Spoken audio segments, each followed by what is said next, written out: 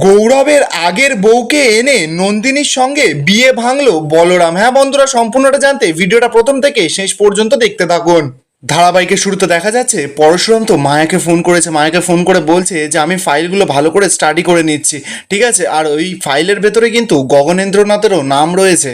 মায়া তখন পরশুরামকে বলছে যে বস, আপনি যেমন যেমন আমাকে বলেছো তেমন তেমন কিন্তু আমি কাজটা করছি। আমি ওদের প্রত্যেকটা ফোন কলস নজর রাখছি, এমনকি ওদের প্রত্যেকটা মেসেজও আমি নজরে রেখেছি। তবে তুমি একদম চিন্তা করো না বস, কোনো না কোনো ক্লু তো আমরা পাবোই। ঠিক যেমনভাবে কর্ণ চ্যাটার্জির ফোনের কথা আমি তোমাকে বলেছিলাম, ওদের মধ্যে কি কথা হয়েছিল সেটাও আমি তোমাকে বলেছিলাম। তবে বস, একটা বড় জাল কিন্তু তোমাকে জড়িয়ে ধরছে, তুমি কিন্তু ফেঁসে যাবে বস। পরশুরাম তখন বলছে যে এই পরশুরামকে না বোকা বানানো অনেকটা মুশকিল আছে, ফাঁসানো অনেক মুশকিল আছে। কর্ণ চ্যাটার্জি এখনো পর্যন্ত জানে না যে ও কাকে সিংহাসনে বসিয়েছে। এই সিংহাসনে বসলেও আমি কিন্তু বোকা নই, এ রাজা কিন্তু যুদ্ধে খুব পারদর্শী। এই বলেই তো পরশুরাম ফোনটা রেখে দেয়। ঠিক তখনই তো সেখানে দীপালি চলে আসে। দীপালি এসেই পরশুরামকে বলছে যে বাবা, আমার কিছু টাকা লাগবে, ওই সবারকে পেমেন্টগুলো করতে হবে তো। এবার তো বাবিনও সেখানে চলে এসেছে। বাবিন এসেই দীপালিকে বলছে যে বাবা, এর কাছে এখন হাত পেতে টাকা চাইতে হচ্ছে নাকি। পরশুরাম তো এবার রেগে যায়, বাবিনের কাছে গিয়ে বলছে যে কে আমার কাছ থেকে টাকা চাইছে কে চাইছে না সেগুলো না দেখে একটু বরযাত্রীদের অ্যাটেন্ড করতে পারেন তো। বসে বসে গায়ে হাওয়া না লাগিয়ে একটু খেটে তো খেতে হবে। পরশুরাম তো এবার দীপালিকে নিয়ে ওখান থেকে চলে যায়। বাবিন তো এবার একার মতন একা বলছে যে তোমাকে যেইভাবে ঘেঁটে দেওয়া হয়েছে না, তোমাকেও খাটতে হবে, তাও আবার সেটা জেলের পেছনে, জেলের ভেতরেই তোমাকে খেটে খেতে হবে। অপরদিকে দেখা যাচ্ছে পুরোহিত মশাই তো বলছে যে পাত্রীকে এবার নিয়ে আসুন। প্রাচী তো এবার নন্দিনীর ঘরে এসেছে, নন্দিনীকে এসে বলছে যে বর্দিভাই তোকে ডাকছে, তুই চ। নন্দিনী তখন বলছে যে আমাকে কে নিয়ে যাবে। ঠিক তখনই তো সেখানে বলরাম চলে এসেছে। বলরাম এসেই বলছে যে কেন, আমি আছি তো নিয়ে যাওয়ার জন্য। বলরাম তো এবার পিঁড়িটা নিয়ে গিয়ে নন্দিনীর সামনে রেখে দিয়েছে, বলছে যে এবার এটাতে বসে পড়ুন।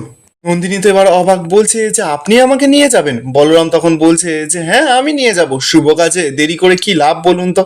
এবার তো সেখানে ভূমিকাও চলে এসেছে। ভূমিকা এসে নন্দিনীকে বলছে যে আরে তাড়াতাড়ি করো, পুরোহিত মশাই তো ওদিকে ডাকছে তো। ভূমিকা তো এবার বলরামকে দেখতে পেয়েছে, বলরামকে বলছে যে এ কি, আপনি এখানে কি করছেন। বলরাম তখন বলছে যে এই আমি বলেছিলাম না যে ওনাকে ছাদনাতলায় অবধি আমি নিয়ে যাব, তাই সেই দায়িত্ব এখন আমার। ভূমিকা তখন সরাসরি বলছে যে আপনাকে তো কেউ এই দায়িত্ব নিতে বলেনি। বাবিন তো এবার সেখানে ছুটে ছুটে এসেছে, এসে বলছে যে কি হলো, চলো, ওখানে তো ডাকছে। ভূমিকা তো এদিকে বলরামের কাছে গেছে, গিয়ে বলছে যে আপনি ওকে পিড়িতে করে নিয়ে যাবেন না, কারণ স্বয়ং পাত্র নিজে এটা অপছন্দ করেছেন। বলরাম তখন মুখের ওপরে উচিত শিক্ষা দিয়ে দেয়, বলছে যে সরি ম্যাডাম, আপনাদের পাত্র যদি এতটা দুর্বল হয় তাহলে সারা জীবন এই মেয়ের হাত ধরে চলবে কি করে। ভূমিকা তখন চিৎকার করে বলছে যে এটা কিন্তু তোমার কোনো জানার কোনো কথা নয়। বলরাম তখন সরাসরি বলছে যে হ্যাঁ, আমি সেটা খুব ভালো করে জানি যে এটা আমার জানার কোনো অধিকার নেই, কিন্তু আমি যে ঠিক করেছি যে ওনাকে আমি মণ্ডপে নিয়ে যাব। ভূমিকা তখন বলছে যে আরে বাবা, কি মুশকিল, আপনি এরকম ভাবে জেদ করছেন কেন।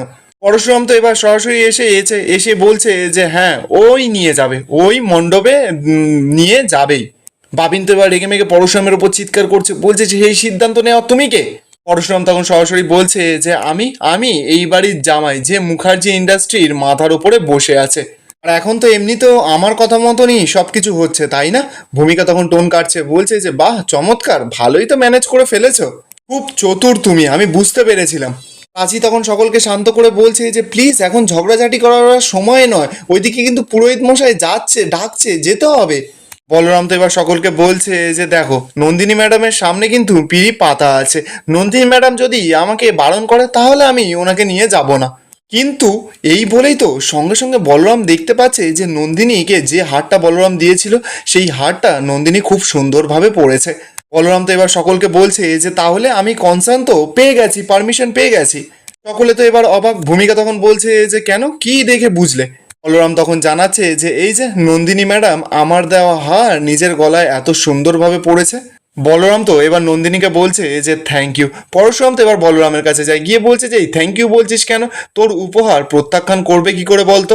পরশুরাম তো এবার নন্দিনীর কাছে যায়, গিয়ে বলছে যে দিদি, আপনি পিঁড়িতে বসে পড়ুন, এবার আপনিই ডিসাইড করবেন যে বলরাম আপনাকে পিঁড়িতে তুলবে কি তুলবে না। ভূমিকা তো এবার নন্দিনীকে বলছে যে তুমি এই ভুলটা কিন্তু করো না, শুধু শুধু নিচে কিন্তু একটা গন্ডগোল হবে।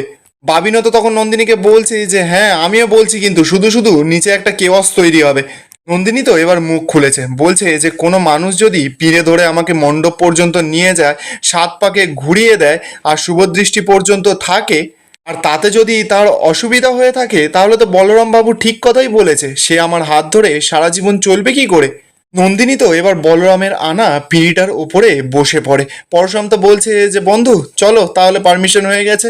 এই বলেই তো পরশুরাম, বলরাম, তারপরে বাবিন সকলে মিলে তো নন্দিনীর পিঁড়িটা ধরেছে। পরশুরাম তো এবার ভূমিকাকে বলছে যে নিন এবার উলুটা দিন, এতক্ষণ তো দাঁড়িয়ে দাঁড়িয়ে ঝগড়া করলেন, এবার বাড়ির বউ হওয়ার জন্য একটু উলুটা দিন। ভূমিকা তো এবার রাগ মাগ দেখিয়ে ওখান থেকে চলে যায়। পরশুরাম, বলরাম সকলে মিলে তো নন্দিনীকে বিয়ের মণ্ডপের ভেতরে এবার আস্তে আস্তে করে নিয়ে আসছে। পর দেখা যাচ্ছে সকলে তো নন্দিনীকে পুরো বিয়ের মণ্ডপের ভেতরে নিয়ে চলে এসেছে। পুরোহিত মশাই বলছে যে 7 পাক ঘোরাতে, তো নন্দিনীকে এবার বলরাম, পরশুরাম সকলে মিলে তো 7 পাক ঘোরাচ্ছে, ছেলের চারিদিকে ঘোরাচ্ছে। ঠিক তখনই তো গৌরবের কাকি বলরামকে দেখতে পেয়েছে। গৌরবের কাকি প্রতি এসে এবার গৌরবকে বলছে যে তুই দেখেছিস সেই ছেলেটার কথা, তুই বলেছিলিস না সেই বলরাম, ওই ছেলেটাই দেখ নন্দিনীর পিড়ে ধরে ঘোরাচ্ছে। আয়ুষি তো এবার গিয়ে গৌরবের কানে আরো বিষ ঢালছে, বলছে শুধুমাত্র তাই নয়, যে হারটা ওই বাইরের পুরুষটা দিদির গলায় পরিয়ে দিয়েছিল, সেই হারটাও দেখো ওই নন্দিনী তোমার বউ সে কিন্তু পড়ে আছে। অপরদিকে দেখা যাচ্ছে তটিনী তো আয়ুষীকে লক্ষ্য করে। তটিনী এবার প্রাচীকে বলছে যে এই আয়ুষী গিয়ে ওই ছেলের কানে কানে কি বলছে রে। প্রাচী তখন বলছে যে আমি তো বুঝতে পারছি না। তটিনী তখন বলছে যে আমি ঠিক বুঝতে পারছি, ওর তো সব জায়গায় একটাই কাজ, সকলের কানে গিয়ে আগুন লাগানো। কৃপর্ণা তো এবার সেটা শুনতে পায়, তটিনীকে বলছে যেই আমার মেয়ের সম্বন্ধে এরকম আজে বাজে কথা বলছিস কেন, ও কেন আগুন লাগাতে যাবে। তটিনী তখন ত্রিপর্ণাকে বলছে যে তা কি বলবো কাকি, তুমি কখনো দেখেছো যে হবু বরের সঙ্গে এইভাবে কোনো শালি গুজুর গুজুর ফুসুর ফুসুর করছে বিয়ের সময়? আমি তো কখনো দেখিনি। প্রাচী তো এবার তটিনীকে বলছে যে থাক না দিদিভাই, ছোটদিভাই। তো তটিনী তখন বলছে যে এই থাকবে কেন রে, আমার মনে হচ্ছে ও কিছু একটা গন্ডগোল করবে, ও কিছু একটা গন্ডগোল বাঁধাচ্ছে। তটিনী তো এবার রেগে মেগে আয়ুষীর কাছে গেছে, আয়ুষীর হাত ধরে আয়ুষীকে সাইডে নিয়ে গেছে, নিয়ে গিয়ে বলছে যে প্রদক্ষিণ যখন হচ্ছিল তুই তখন কি করছিলি ওখানে। আয়ুষী তো না জানার ভান করছে, বলছে কি করবো আমি। তটিনী তখন বলছে কি গুজুর গুজুর ফুসুর ফুসুর করছিলি। আয়ুষী তখন নাটক করতে করতে বলছে যে ওটা শ্যালিকা আর জামাইবাবুর একটা প্রাইভেট টক হচ্ছিল, বুঝলি তো। অপরদিকে দেখা যাচ্ছে পরিদর্শন হচ্ছিল, ঠিক তখনই তো গৌরব সকলকে থামতে বলে, বলছে যে 1 মিনিট। পরশুরাম তো এবার গৌরবকে বলছে যে এখন তো সবে 3 পাক হয়েছে, এখনো তো আরো বাকি আছে পাত্রমশাই। গৌরব তো এবার সরাসরি বলছে যে আমি বলেছিলাম যে এই লোকটা যেন পিড়ি না ধরে। আমার কথা শোনা হয়নি কেন, আমার কথা কেন উপেক্ষা করা হয়েছে সেটা কি আমি একটু জানতে পারি।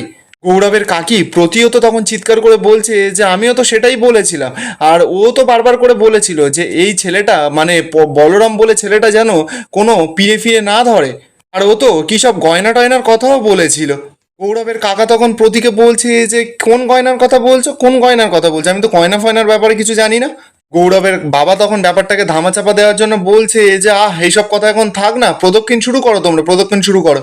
এদিকে গৌরব তো কারোর কথাই শুনছে না, বলরামকে বলছে যে আপনি আপনি পিঁড়িটা নামান আর ওখান থেকে সরে যান, ওই জায়গায় অন্য কোনো লোককে দিন।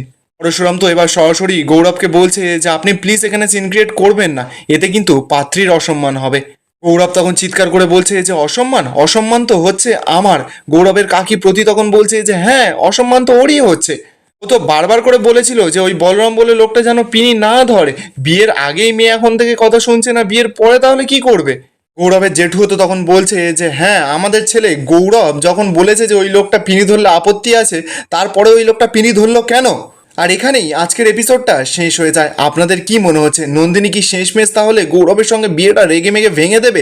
কমেন্টে আপনাদের মতামত অবশ্যই জানাবেন, আর ভিডিওটা ভালো লেগে থাকলে চ্যানেলটা সাবস্ক্রাইব করে যাবেন।